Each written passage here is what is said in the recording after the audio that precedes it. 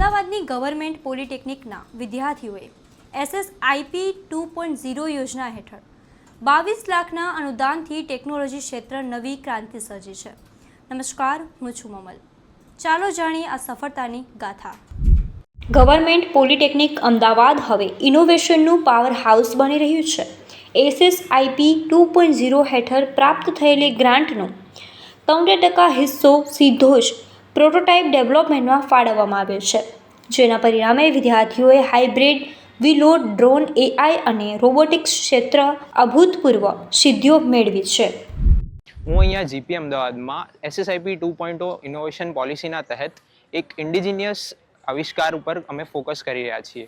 Drone ઇકોસિસ્ટમમાં જે development છે એમાં મેઇનલી જે બહારથી ફ્લાઇટ ડેવલપમેન્ટ થતા હોય છે, એના કમ્પોનન્ટ્સ બહારથી પ્રોક્યોર થતા હોય છે.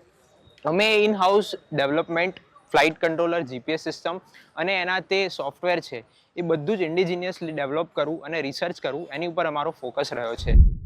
વાયુનોટિક સ્ટાર્ટઅપ દ્વારા હવે ડ્રોન, ફ્લાઇટ કંટ્રોલ અને GPS સિસ્ટમ વિદેશથી આયાત કરવાના બદલે સંસ્થામાં જ તૈયાર કરવામાં આવે છે.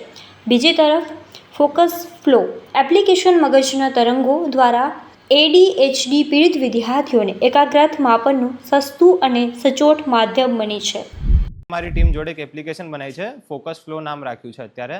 હવે એ એપ્લિકેશન અમે ADHD વાળા પર્સન્સને જે સ્ટુડન્ટ્સ હોય એને ધ્યાનમાં રાખીને બનાવી છે, જેનાથી શું થશે, અમારી એપ્લિકેશન એમનો બ્રેન વેવ્સ યુઝ કરીને ફોકસ ટેસ્ટ કરશે, લાઈવ ફોકસ પણ ટેસ્ટ કરશે અને એનું એવરેજ ફોકસ પણ અમને કહેશે ફાઇનલ 5 મિનિટના ટેસ્ટ રન પછી. જેનાથી શું થશે, એ સ્ટુડન્ટનું મેન્ટલ ફોકસ કેટલું છે એ ખબર પડી જશે. એમાંથી અમે લોકોએ અત્યારે 16 લાખ રૂપિયા સ્ટુડન્ટ્સના પ્રોટોટાઇપ ડેવલપમેન્ટ માટે સ્ટુડન્ટ્સને આપેલા છે અને જે પ્રોટોટાઇપ સારી રીતે ડેવલપ થાય છે ઇનોવેટિવ વેમાં, એ લોકોની અમે પેટન્ટ પણ ફાઇલ કરેલી છે. સંસ્થાનો ઇનોવેશન સેલ વિદ્યાર્થીઓના મૌલિક વિચારોને પેટન્ટ અને વ્યવસાયિક મોડલમાં રૂપાંતરિત કરવાનું શ્રેષ્ઠ કાર્ય રહ્યું છે. ટેકનિકલ શિક્ષણને લેબથી બજાર સુધી પહોંચાડતી આ સફળતા ગુજરાતના ઉજ્જવળ અને ટેક સેવી ભવિષ્યની સાક્ષી પૂરે છે.